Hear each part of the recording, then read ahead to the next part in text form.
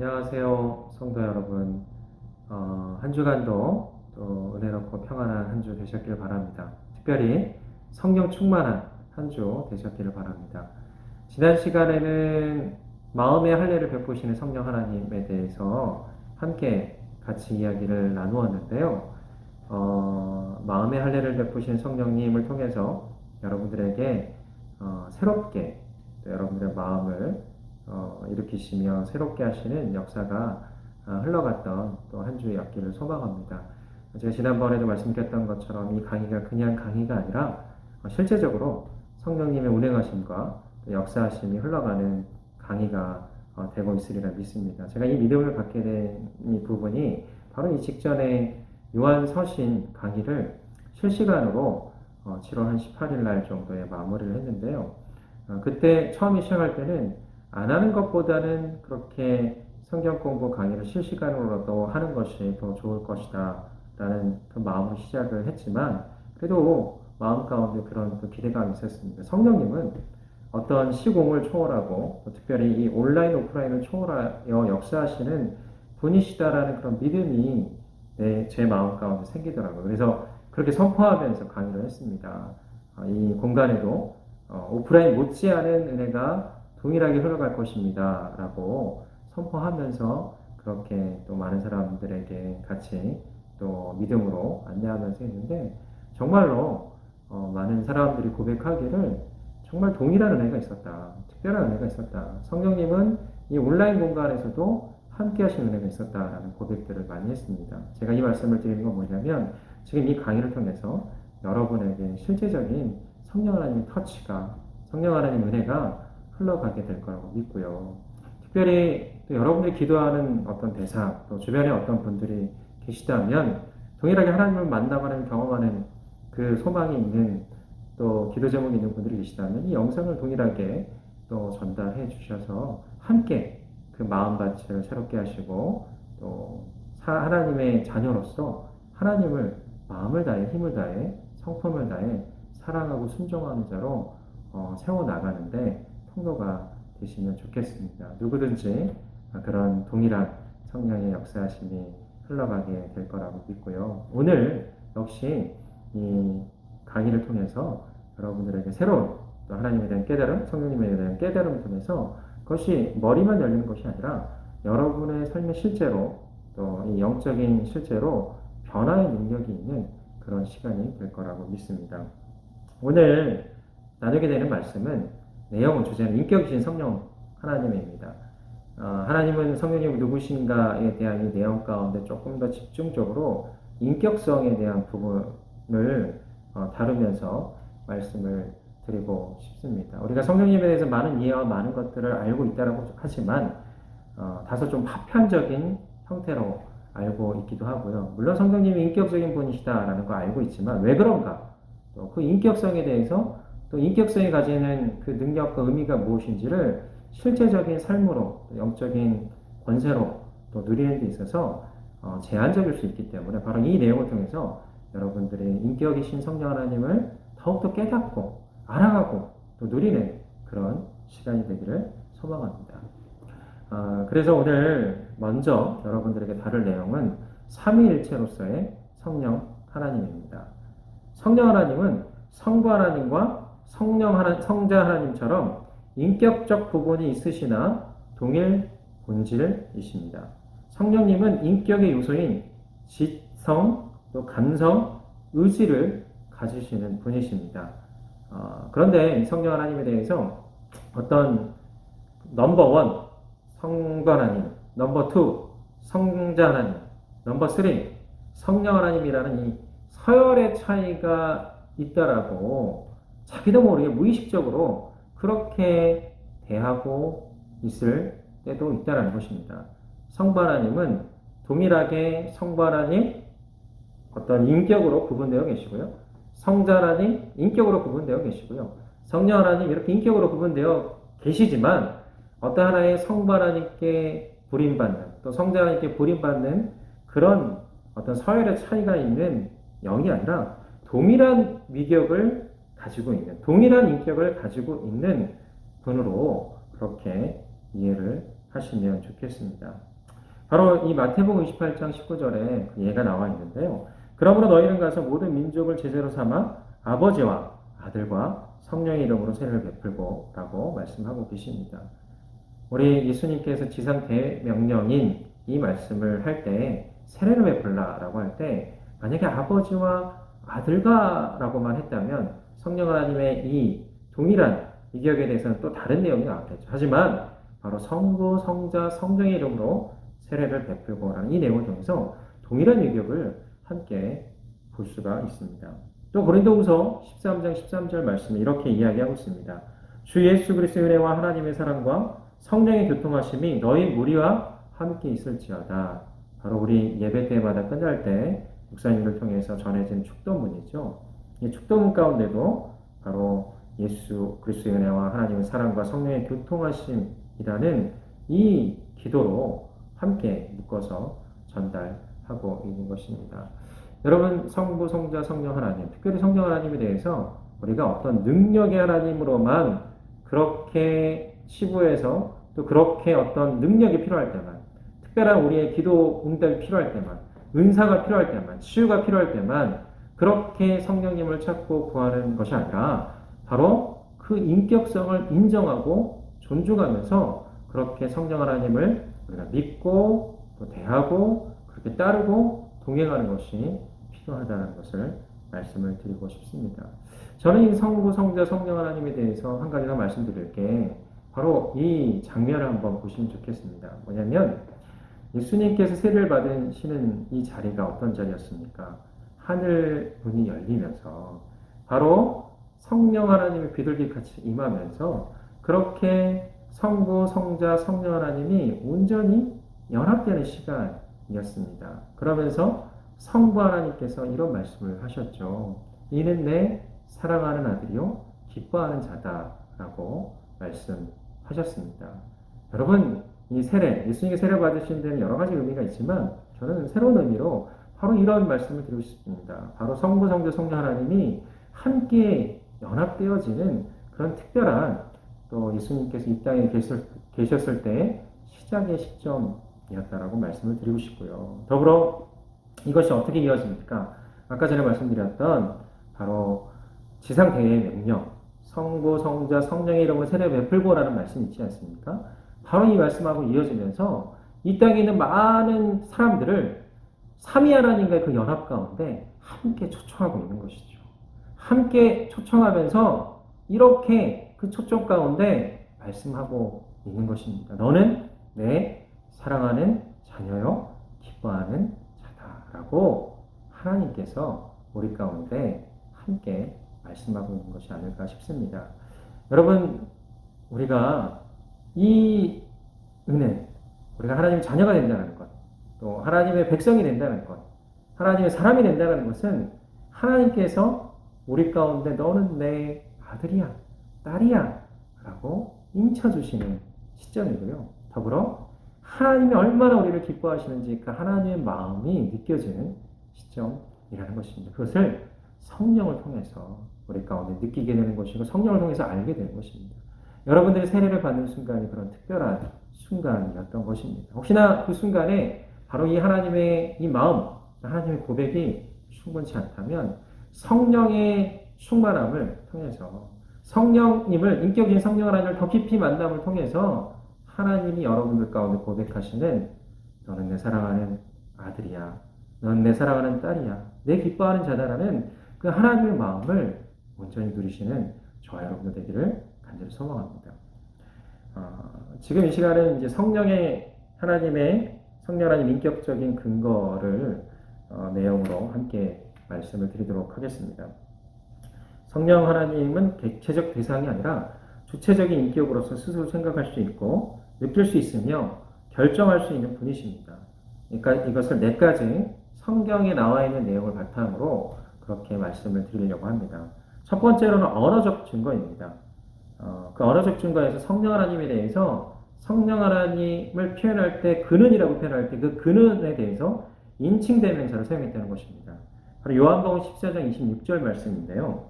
보혜사 곧 아버지께서 내 이름으로 보내실 성령 그가 너희에게 모든 것을 가르치고 내가 너희에게 말한 모든 것을 생각나게 하리라 라고 말씀하셨습니다. 이 헬라어의 영은 중성 명사이기 때문에 인격성을 강가하지만 이 요한복음에서 보혜사를 가리켜 이 물체를 가리키는 중성 대명사 바로 에케이노를 쓰는 것이 아니라 바로 이 성령 그가 그 내용이 남성 인칭 대명사인 에케이노스를 썼다라는 것입니다. 계속해서 요한복음 15장 25절, 16장 7절, 8절, 13절, 15절에서 계속적으로 성령에 대해서 남성 인칭 대명사를 사용하고 있다는 것입니다. 또한 언어적 근거로 두 번째로는 이 다른이라는 동절 형용사를 사용했다는 것인데요. 그건 뭐냐면 요한복음 14장 16절 말씀에 이렇게 말씀하고 계십니다. 내가 아버지께 구하겠으니 그가 또 다른 보혜사를 너희에게 주사 영원토록 너희와 함께 있게 하리니 라고 말씀하고 계십니다.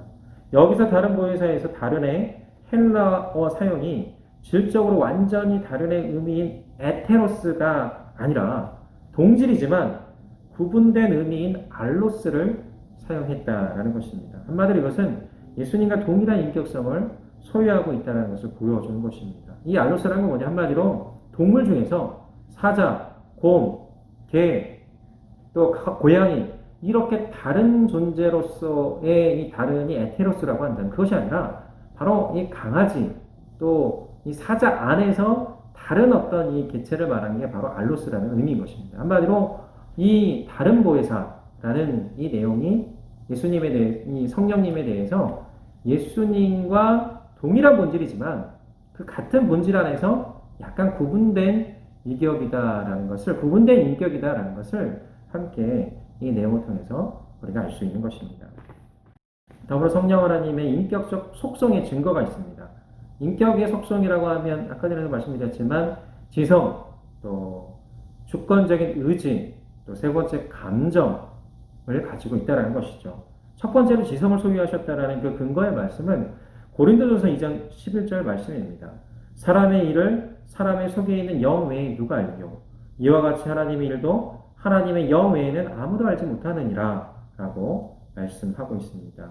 하나님의 일도 하나님의 영 외에는 아무도 알지 못하느니라.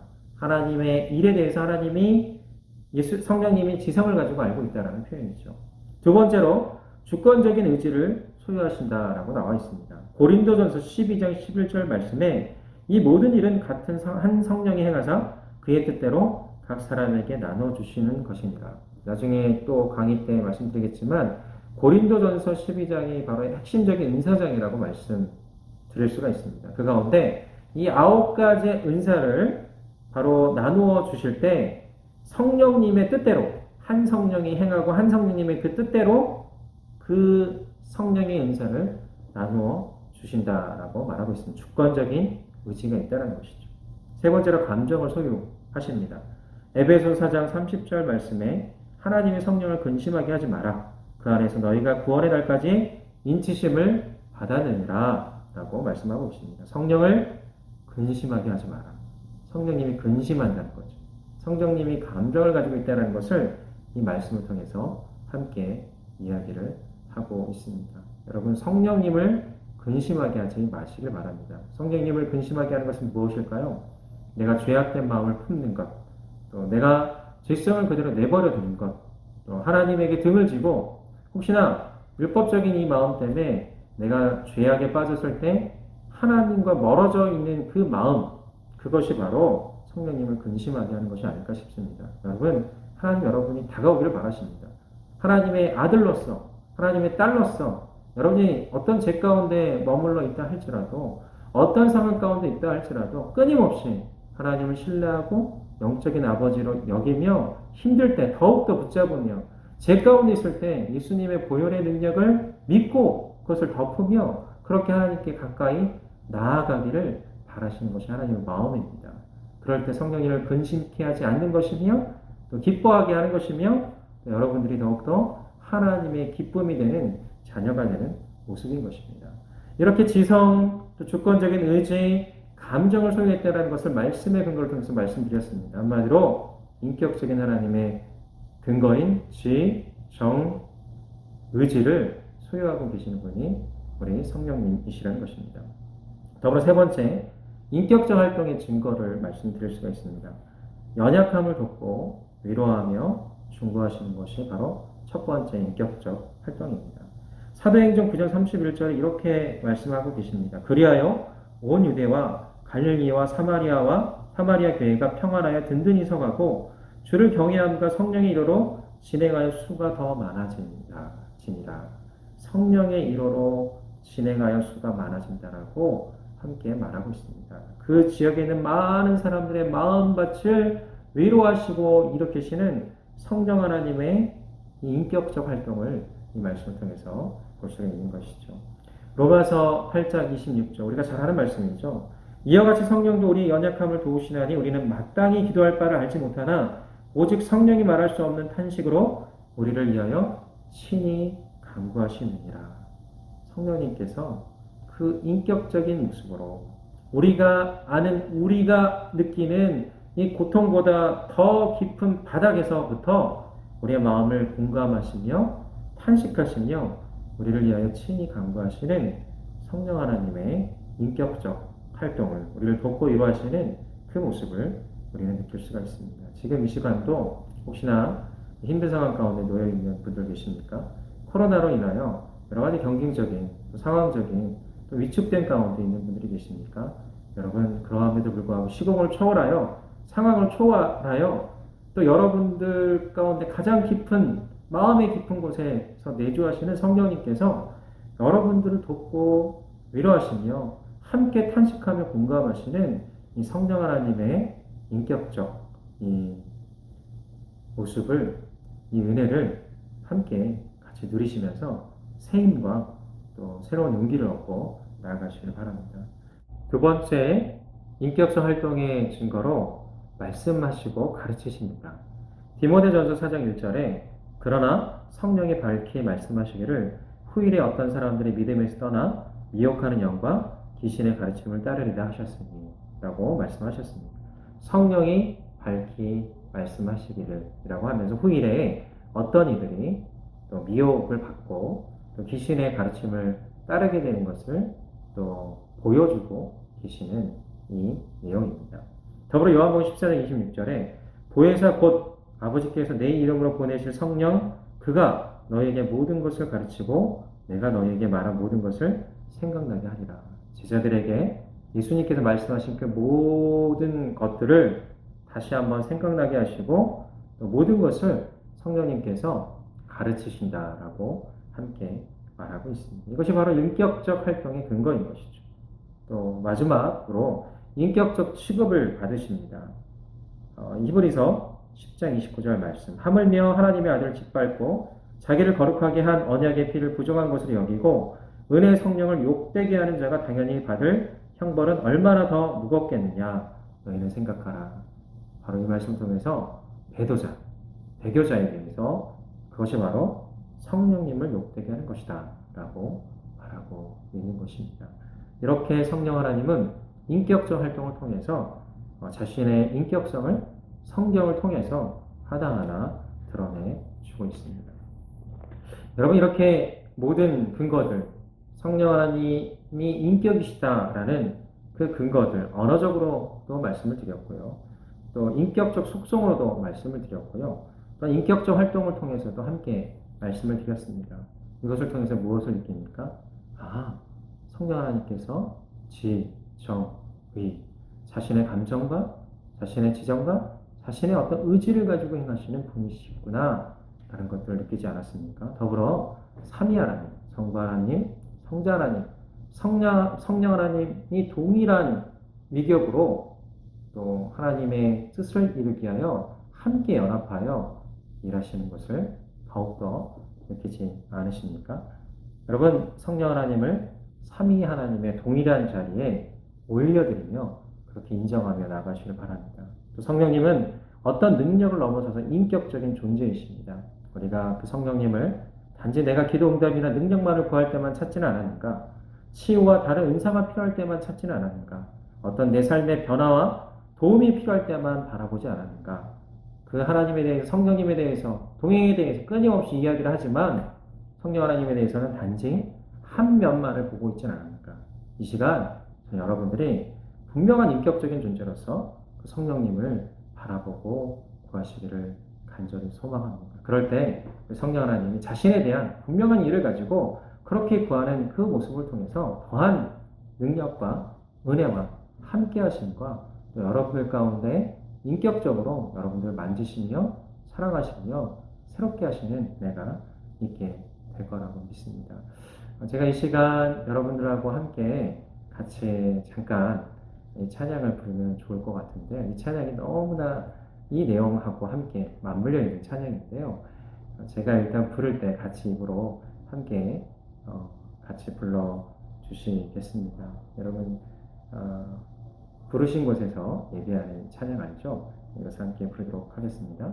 따스한 성령님 마음으로 보내 내 몸을 감싸며 주어지는 평안함 만족함을 느끼네 사랑과 진리에 한 줄기 빛 보내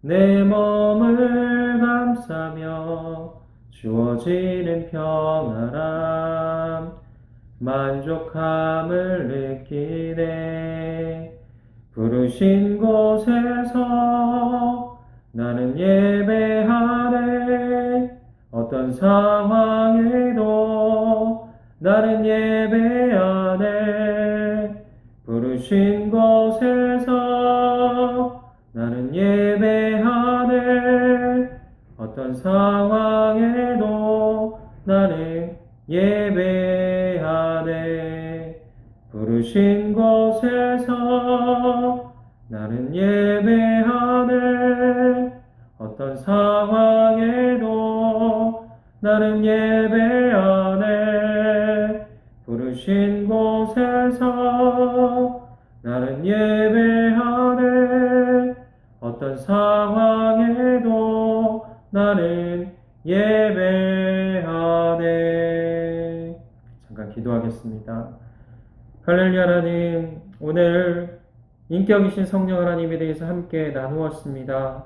우리가 성령 하나님을 안다라고 하지만 단지 성령 하나님을 능력으로만 알고 있다면 내 삶에 내 상황 가운데 필요할 때만 찾는 분으로 알고 있었다면 하나님 그것이 아니라 인격이신 성령 하나님으로 내가 그렇게 믿고 내주하시는 그 인격을 온전히 누리며 나아가는 이 모든 시간 되게 하여 주옵소서. 성령 하나님을 그 삼위 하나님의 자리에 올려드리며 인정하며 또 영광 돌리며 나아갈 수 있도록 주여 함께하여 주옵소서. 그럴 때 성령 하나님의 그 은혜와 따스함과 그 평안과 그 소망과 사랑을 온전히 누리는 이곳 가운데 있는 모든 또 이 모든 이 강의를 신청하시는 모든 분들 될 수 있도록 함께하여 주옵소서. 우리 한 분 한 분 가운데 인격이신 성령님을 더욱더 깊이 만나고 누리기를 바라오며 축복하오며 예수님의 이름으로 기도드립니다.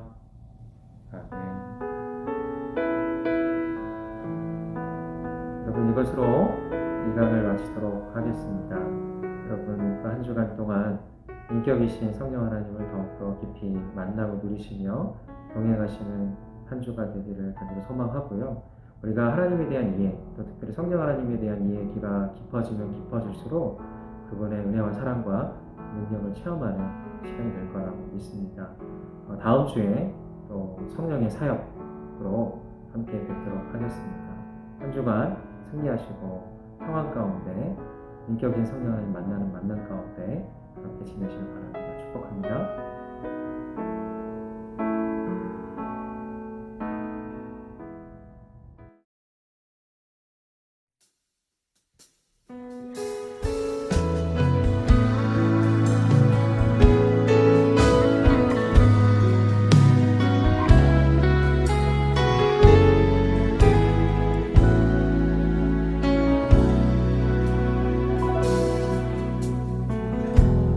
따스한 성령